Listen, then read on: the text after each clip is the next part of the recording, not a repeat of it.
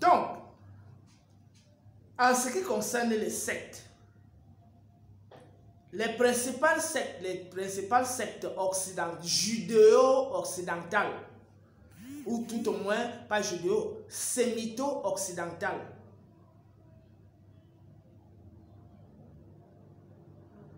sont 1. La franc-maçonnerie, qui tire ses origines dans le judaïsme et dans le christianisme, dans les enseignements de Babylone, la philosophie de Babylone, comment je peux qualifier, les cosmogonies de Babylone, et certaines cosmogonies sumériennes de l'époque des Akkadiens, c'est-à-dire lorsque les Sémites ont réussi à prendre le pouvoir. Parce que les cosmogonies sumériennes anciennes, pré-akkadiennes, sont des cosmogonies négro-africaines. Donc c'est sous Sargon d'Akkad, c'est-à-dire le premier roi des Sémites. Qui sont les Sémites? Les Sémites ne sont rien d'autre que les ancêtres des Juifs, c'est-à-dire des Hébreux et des Arabes. Donc, le premier roi sumérien, sémite, c'est Sargon d'Akkad. Il y a beaucoup d'historiens qui ont mené des travaux là-dessus, notamment notre grand guide sur le plan de l'histoire négro-africaine, j'ai nommé Diop, Cheikh Anta Diop, et toute son école qui s'en est suivie et tous ceux qui poursuivent son œuvre actuellement.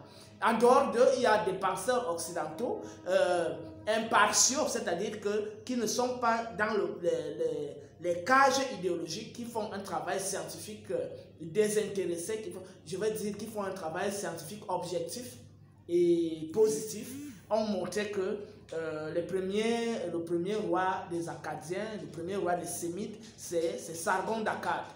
Donc, je voudrais donc poursuivre mon propos en montrant que la franc-maçonnerie, qui aujourd'hui se présente comme l'un des mouvements mystiques, l'un des mouvements ésotériques les plus anciens du monde occidental. Je précise bien. Parce que franc-maçonnerie, en anglais c'est Freemason. Bon. Est-ce que le mot franc-maçonnerie est d'origine africaine? Est-ce que le mot Freemason est d'origine africaine? Non. Donc, ça ne saurait être un mouvement d'origine africaine. Parce que le mot franc-maçonnerie et le mot Freemasonry ne sont pas d'origine africaine. Mais nous ne nous limitons pas au niveau des mots. D'autres vont plus loin et disent que non, on utilise l'œil d'Horus, la pyramide, on utilise les quais, le compas, on utilise le tablier, qui est le symbole du chêne, on utilise ceci, on utilise le collier ou c'est quoi, un tas de choses là qu'on raconte là. Et que par ailleurs, la Kabbale elle-même elle est d'origine égyptienne. C'est-à-dire quand on dit Keter, Yesod, Malkout, etc., ce sont des mots égyptiens. Vous voyez? Est-ce que vous voyez à quel niveau? C'est-à-dire que parfois je m'arrête comme ça, je me pose des questions, je me dis, comment le nègre a-t-il pu être manipulé jusqu'à ce niveau? Je ne comprends pas. C'est-à-dire que à certains niveaux, c'est comme s'il y a de la magie derrière tout ça. Je veux dire, les gens qui sont venus avec ces systèmes ont réussi à... Bon, je comprends quand même que la duplicité, c'est-à-dire l'art de manipuler, d'utiliser la ruse. Parce qu'on te dit, tu vois, tu utilises ça. Nous aussi, on utilise ça. Mais on ne va jamais te dire qu'en utilisant ça, on renverse. Vous utilisez ça comme ça.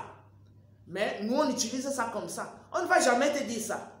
On va te dire que non, c'est le même symbole. Mais ils ne vont jamais te dire sur le plan philosophique et spirituel comment ils utilisent ce symbole-là. Ils ne vont jamais vous dire comment ils utilisent ces symboles. Ils utilisent ces symboles pour servir leurs propres intérêts. Ils ne sont pas à la quête de la vérité. Ils sont pour le contrôle global, pour l'emprise sur les consciences, pour le contrôle des peuples, des terres, des biens, pour la pérennisation de leur puissance et de leur pouvoir. Donc, bien qu'ils vous montreraient des symboles qui ressemblent à vos cultes, à vos traditions, bien qu'ils vous présentent des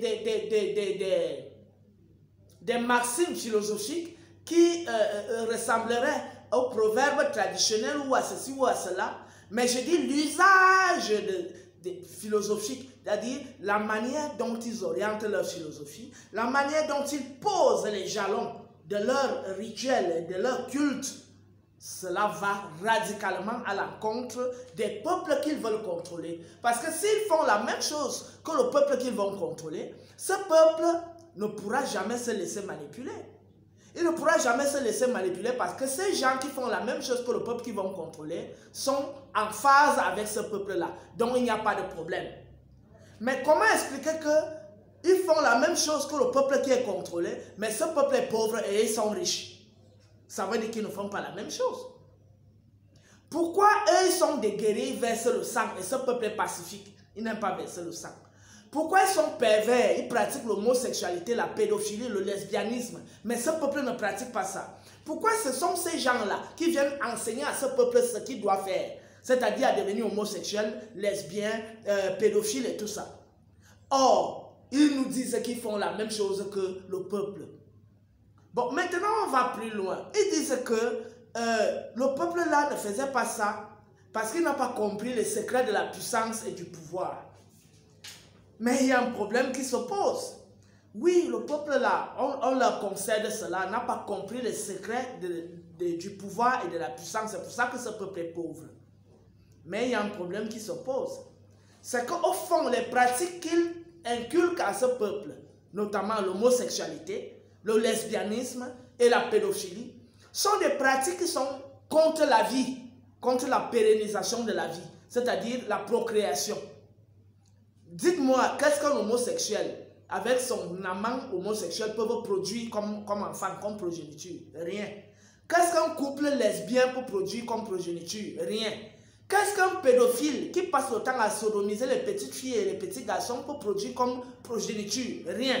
Donc, c'est des enseignements qui visent à renverser la psychologie des individus qui pratiquent ça, pour que ces individus deviennent des êtres pervers, des êtres dont le cerveau fonctionne dans le sens contraire, je ne veux dire pas des êtres, mais des existants, des individus. Donc, la manière d'être, la manière de vivre est totalement à l'encontre de l'éthique de la procréation, la promotion de la vie, la perpétuation de la vie.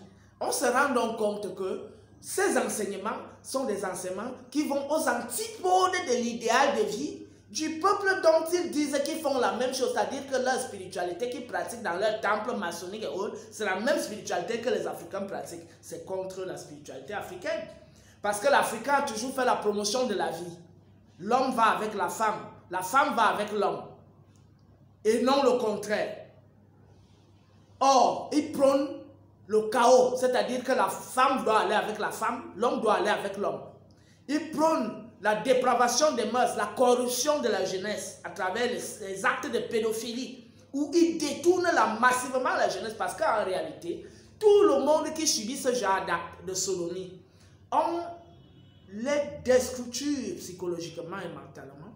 Ça devient des êtres désordonnés, des malades mentaux, qui ne sont plus capables de comprendre l'ordre de l'univers, l'harmonie de l'univers et la sagesse de l'univers. Ils commencent à comprendre des choses à l'envers, ils commencent à agir à l'envers, ils commencent à faire des choses dans l'opposé. C'est pour ça qu'ils auront beau nous montrer qu'ils utilisent nos symboles, mais ils utilisent ces symboles à l'envers. Ne vous faites plus duper par les francs-maçons, ne vous faites plus duper par les rosicruciens, ne vous faites plus duper par les gnostiques. Parce que s'ils pratiquaient la même chose que vos peuples, les peuples négro-africains pratiquaient, ils ne seraient pas en train de soumettre nos peuples à l'esclavage. Ils ne seraient pas en train de créer des divisions, du tribalisme. Parce que, je vous le dis ce soir, ceux qui sont au cœur de la manipulation tribaliste, ce sont les francs-maçons. On va te dire, oui, les Bamilékos ont fait ceci. Oui, les Bétis ont fait ceci. Oui, les Béninois ont fait ceci. Oui, les Togolais ont fait ceci. Oui, ça veut dire que c'est les francs-maçons qui instrumentalisent le tribalisme pour diviser. Parce que leur symbole, c'est diviser pour mieux régner. Donc, ne tombez plus sous le joug du tribalisme. Restez lucide, je m'adresse à la jeunesse. Ne vous laissez plus manipuler par des tendances tribalistes. L'Afrique est une. Quand le Mbouda dit Ngop, moi les tonnes je dis Ngop et le Bassa dit Ngop pour dire la chaussure. Quand le Mbouda dit Ndap pour dire la maison, moi les tonnes je dis Ndap pour dire la maison, le Bassa dit Ndap pour dire la maison. Quand le Mbouda dit Ta pour dire le père, moi je dis Ta, c'est-à-dire ou Tara pour dire le père et le Bassa dit la même chose, y compris tous les peuples de l'Afrique noire. Donc si l'Afrique a une seule langue, si l'Afrique a des codes initiatiques qui reposent sur le même socle, c'est-à-dire le culte des ancêtres, passer par les ancêtres pour atteindre les recteurs cosmiques et enfin pour atteindre la divinité. Ça veut dire que tous les peuples noirs ont compris que les codes initiatiques, les codes spirituels sont un. Ces codes sont un. L'Africain passe par l'homme, les ancêtres, les éléments de la nature. Les recteurs cosmiques sont les astres et les entités qui gouvernent ces astres. Et ensuite, pour parvenir à la divinité qui est la totalité, qui est l'invisible, qui pénètre toutes choses, qui anime toutes choses, qui instruit toutes choses et qui fait voir toutes choses, qui fait entendre toutes choses et qui fait comprendre toutes choses, qui transforme toutes choses et qui harmonise toutes choses. Cette transcendance, c'est ça que les uns et les autres ont appelé Dieu ou quoi que ce soit. Donc si on constate que les sectes sont en radical déphasage parce qu'ils utilisent l'inverse de ce qu'on pratique. On pourrait même aussi dire, nous objecter, c'est-à-dire nous opposer une critique en disant que oui, bon, ils font ça en Afrique, mais chez eux, ils se développent. J'ai dit, vous direz que c'est les francs-maçons africains qui sont négatifs et que les francs-maçons occidentaux sont positifs parce qu'ils sont des bâtisseurs, ils sont ceci, c'est-à-dire qu'ils pratiquent la franc-maçonnerie dans le vrai sens. Ils pratiquent la Rose-Croix dans le vrai sens. Ils pratiquent la gnose dans le vrai sens, que c'est les gnostiques africains, les francs-maçons africains, les rosicruciens africains qui pratiquent les choses dans l'inverse. Je vous dis, vous vous êtes trompés de tous bords. Parce que moi, qui ai pris le temps d'étudier la pensée occidentale, je suis philosophe, je le précise, et je suis spécialisé en ontologie et métaphysique. Au-delà de l'égyptologie que j'ai étudiée auprès des grands maîtres que sont le professeur Oumzigui, le professeur Missir Sarr du Sénégal et autres, j'ai aussi étudié la philo. Ma formation même fondamentale, je suis philosophe de formation. Et ma spécialité, c'est ontologie et métaphysique. Qui dit métaphysique, dit Aristote, dit Platon, dit les néoplatoniciens, dit Saint-Augustin, dit Saint-Thomas d'Aquin, dit Descartes, dit Kant, Emmanuel, dit Hegel, dit Heidegger, dit Nietzsche, dit tout ce que vous imaginez, Jean-Paul Sartre et tous ces gens-là. Je les ai étudiés. Je connais la pensée occidentale, même la pensée postmoderne. Et je sais où ils vont.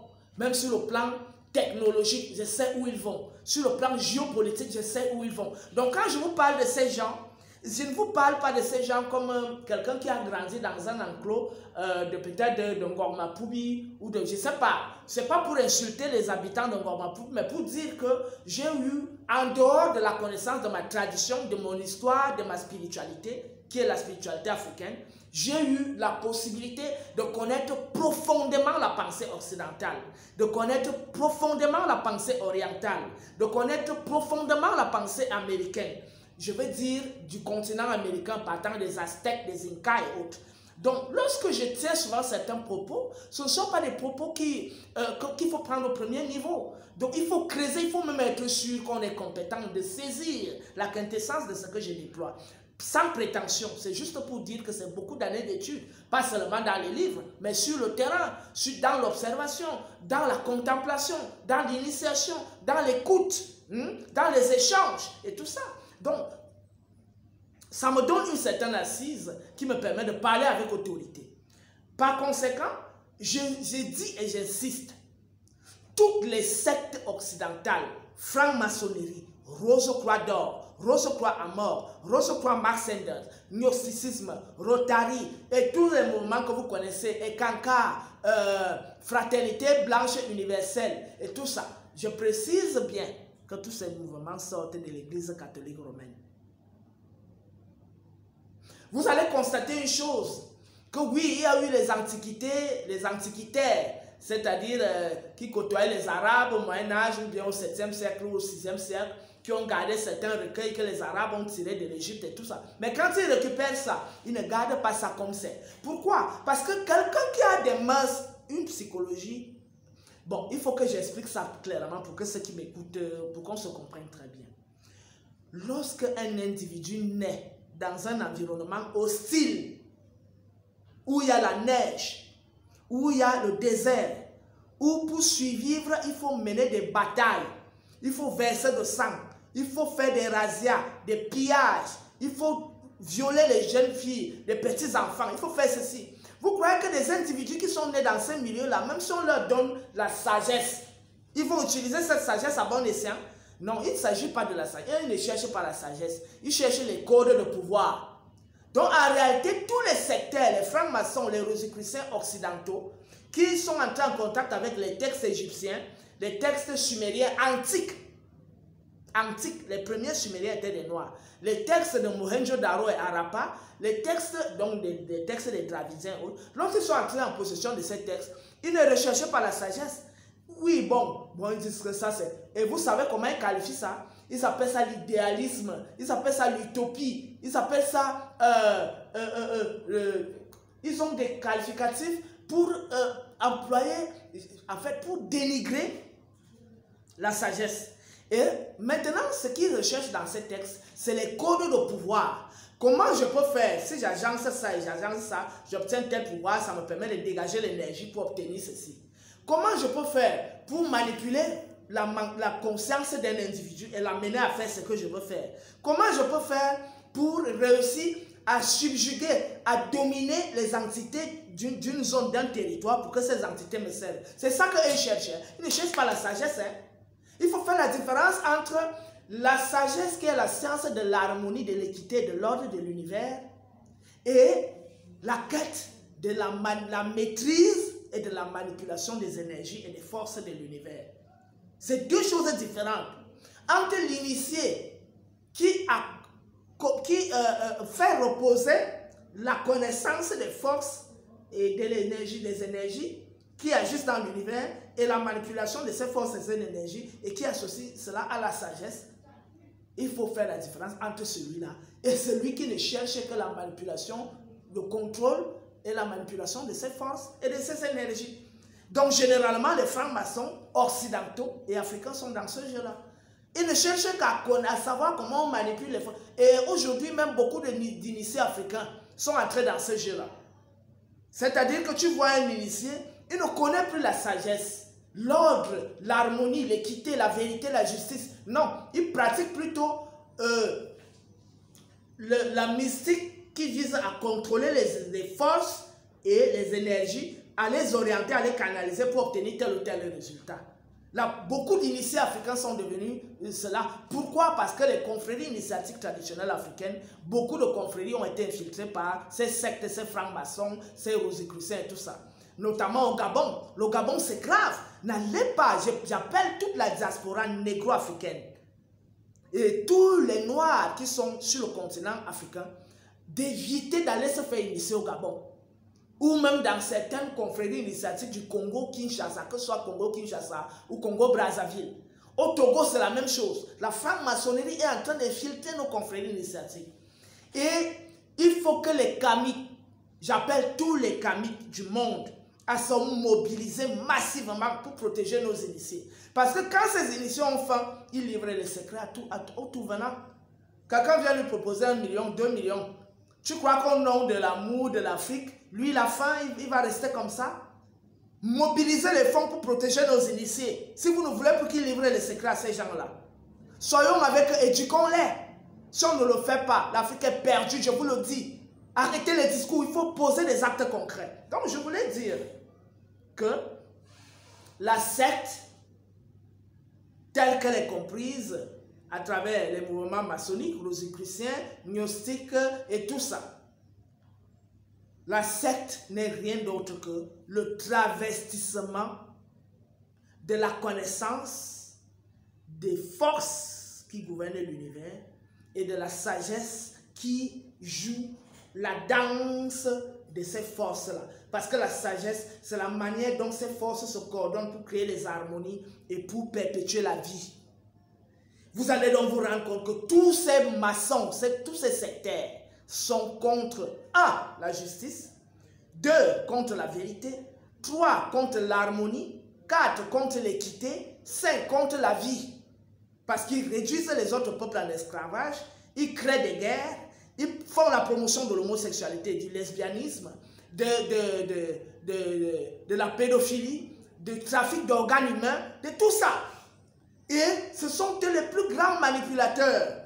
Ils savent comment ils manipulent les consciences des individus parce qu'ils connaissent les besoins des individus. Et ils passent par ces besoins pour vous frapper sur vos points faibles et vous amener à accepter des choses qui vont vous amener à la catastrophe. Donc, tous les théologiens, je voulais le préciser, que ce soit les théologiens chrétiens, que ce soit les théologiens musulmans, sont des préparateurs de tous ceux qui vont entrer dans ces mouvements, dans ces sectes-là. Comment? Je m'explique. Toute l'élite de l'Afrique noire,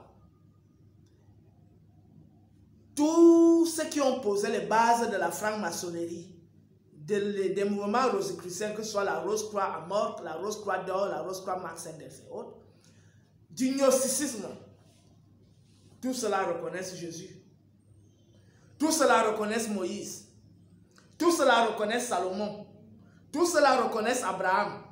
Tout cela reconnaissent Akhenaton parce qu'Akhenaton a ouvert les vannes aux Sémites parce que lui-même il avait le sang sémite en lui. Et j'ai fait tout un développement sur, je crois, chez Mobali Makassi, où j'ai fait beaucoup de révélations sur Akhenaton. Je crois que je vais consacrer aussi un live entier pour décrypter qui était réellement Akhenaton. Donc tous ceux qui se réclament d'Akhenaton, de Salomon, de Moïse, d'Abraham, de Jésus, tous ces gens-là sont des imposteurs. Donc ils sont des déviants en réalité. Parce qu'on a constaté, oui, Akhenaton c'était un pharaon, mais sous son règne c'était la décadence. Sous son règne c'était la division. Sous son règne c'était la fragilisation de l'empire. Et après lui c'était la catastrophe parce que tous ses fils, toutes ses filles n'ont pas survécu. Lui-même, il a été damné, il a été maudit. Donc, tous les gens qui ont partisé, c'est-à-dire qui ont partisé avec ces gens, c'est-à-dire les sémites, je ne suis pas antisémite. Mon problème avec les sémites, c'est que ils ne veulent pas rester chez eux. Ils ne veulent pas vivre leur vie chez eux. C'est ça qui gêne. Les Indiens sont... Aujourd'hui, c'est vrai qu'il y a les Indiens qui viennent en Afrique pour faire le commerce. Les Chinois... Oui, ils sont là sur le plan commercial. Mais le Chinois ne vient pas t'imposer le taoïsme. L'Indien ne vient pas t'imposer l'hindouisme. Mais les sémites imposent le judaïsme à travers la Kabbale qui sévit au sein de la... Je dis la Kabbale juive qui sévit au sein de la... qui est donc le code ésotérique de la franc-maçonnerie, de la Rose-Croix à mort, de la Rose-Croix d'or, du gnosticisme. Et le christianisme, qui est une résultante de ces mouvements, de ces pseudo-mouvements, qui elle aussi a un aspect, dans son aspect dit ésotérique, influence la Rose-Croix d'or et les mouvements gnostiques. L'islam, lui-même, vous savez que les plus grands, le grand imam de machin du Caire, le grand imam de ceci d'Arabie, vous savez que c'est les francs-maçons. Vous savez que les grands souverains des pays arabes sont des francs-maçons. Vous croyez qu'ils partisent avec les Américains pour rien? Voyez la position des pays arabes aujourd'hui vis-à-vis d'Israël. Vous ne voyez pas qu'il y a un problème comme si l'Arabie Saoudite et tous ces pays-là sont en train d'être complaisants? Bon, bref, nous ne combattons pas un peuple. Le problème que nous avons avec les autres peuples, notamment les peuples sémites, arabes, juifs, occidentaux, c'est qu'ils ne veulent pas vivre la vie chez eux. Ils veulent exporter et imposer leur logique aux autres peuples. C'est là le problème. Mais si chacun vit chez lui, si les Hébreux, les Juifs vivent chez eux, ils font, même s'ils pratiquent quoi, on n'a pas de problème. Personne n'ira attaquer Israël, personne n'ira attaquer l'Arabie Saoudite. Encore que dans notre mouvement de renaissance, on ne prône pas d'aller attaquer les Juifs, d'aller attaquer les Arabes, d'aller attaquer les Blancs. Non.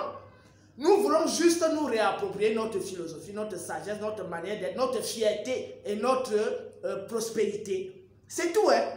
Nous ne combattons personne. Mais ce que nous refusons, c'est que les gens, ces gens-là, qui veulent continuer de manipuler nos peuples, continuent de faire obstacle à la renaissance africaine. C'est en ce moment qu'on est obligé de révéler, de dévoiler certaines vérités.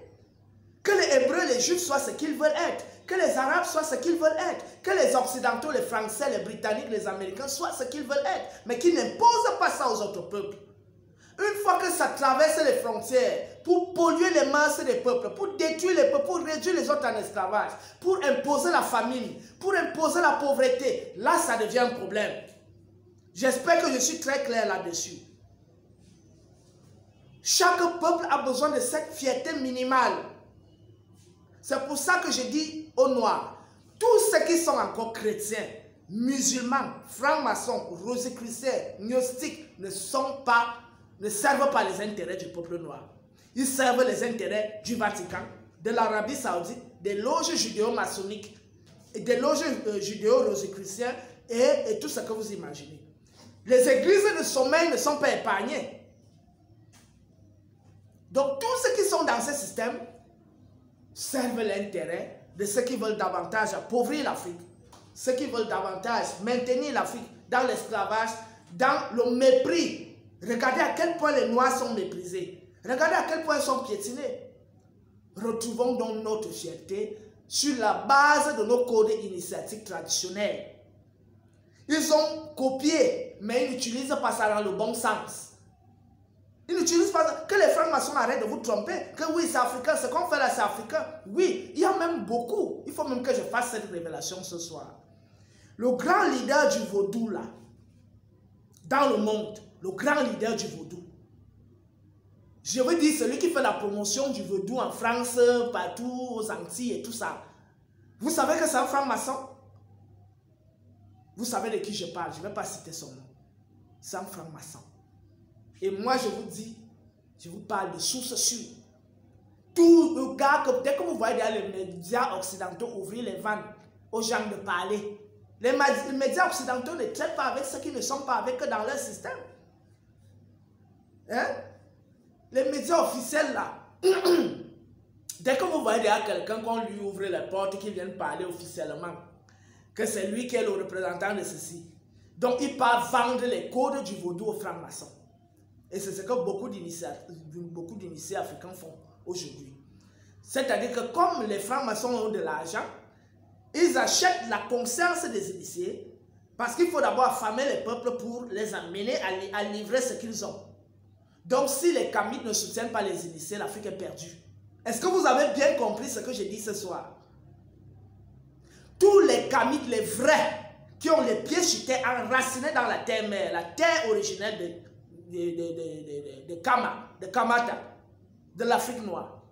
Puisque l'homme noir est le premier homme sur terre. Si nous, on ne soutient pas nos initiés, on est mort. La franc-maçonnerie est en train de mener un travail, et l'Église catholique, un travail de destruction des derniers vestiges de la spiritualité africaine. Et je vous dis, quand ils utilisent ça à l'envers. Si on ne connaît même plus comment on utilisait, comment nos ancêtres utilisent ça, dans le bon sens. Vous imaginez ce qu'on va devenir dans quelques années? Un peuple taré, zombifié, encore qu'on l'est aujourd'hui. Regardez comment la jeunesse africaine est. Focalisée sur les inutilités, le football. Est-ce que c'est le football qui a développé le Brésil? C'est l'agriculture qui a développé le Brésil? Est-ce que c'est le football qui a développé la Chine? Est-ce que c'est le football qui a développé les États-Unis? Est-ce que c'est le football qui a développé l'Angleterre, la France, l'Italie? Mais aujourd'hui, on donne l'impression aux jeunes que sans football, on n'existe pas. Regardez les masses de jeunes, de ce troupeau de moutons entassés dans les stades, ils disent qu'ils veulent aussi devenir des footballeurs. Pendant qu'on parle des questions de développement, les gens sont concentrés sur la distraction. Ça donne de l'argent, c'est vrai, mais ça donne de l'argent individuellement. La preuve, beaucoup de ces footballeurs, qu'est-ce qu'ils foutent pour leur nation? Rien du tout. Ils foutent quoi? Ils construisent des écoles, ils construisent des centres d'éducation, ils font la promotion de nos valeurs culturelles. Aucun de ces footballeurs ne fera la promotion de nos valeurs culturelles parce que ce sont tous des francs-maçons. Tous. Tu ne peux pas être dans les grandes loges occidentales où on te médiatise, on parle de toi comme champion de ceci et tu n'es pas franc-maçon. C'est impossible. Je vous le dis, les amis, arrêtez d'être naïfs. Donc, je voulais donc terminer cette deuxième phase de vidéo en disant ceci. Tous les théologiens, tous ceux qui sont passés par l'école coranique, le petit séminaire, le grand séminaire, les théologiens ne sont rien d'autre que les préparateurs de la moutonnerie. On moutonise les enfants pour qu'ils soient davantage moutonisés dans les sectes. Donc, vous entendez parler de Salomon dans la Bible, vous irez entendre parler de Salomon dans la franc-maçonnerie. Vous entendez parler des lois de Moïse, du 13e livre de Moïse, vous irez entendre parler des livres de Moïse dans la franc-maçonnerie. Vous entendez parler de ceci, l'étoile de David, vous irez encore entendre parler de ça dans la franc-maçonnerie. Juste pour dire ceci, l'Église, que ce soit l'Église chrétienne, que ce soit la religion musulmane, ne sont rien d'autre que des préparations pour l'accès aux sectes pernicieuses. Franc-maçonnerie, rose quoi. Tous ces gens-là deviennent cela parce que toute l'élite africaine qui est passée par les petits séminaires, les grands séminaires, les écoles coraniques, toute cette élite aujourd'hui, franc-maçon, rosicrucien, gnostique et tout ça, sans exception. Donc, les théologiens ne sont rien d'autre que les préparateurs de sectes. C'est ce que je voulais annoncer ce soir. Et je donne rendez-vous à la prochaine fois. Je souhaite bonne soirée à tous les kamites et qu'on se mette ensemble pour mener ce combat. Hotep!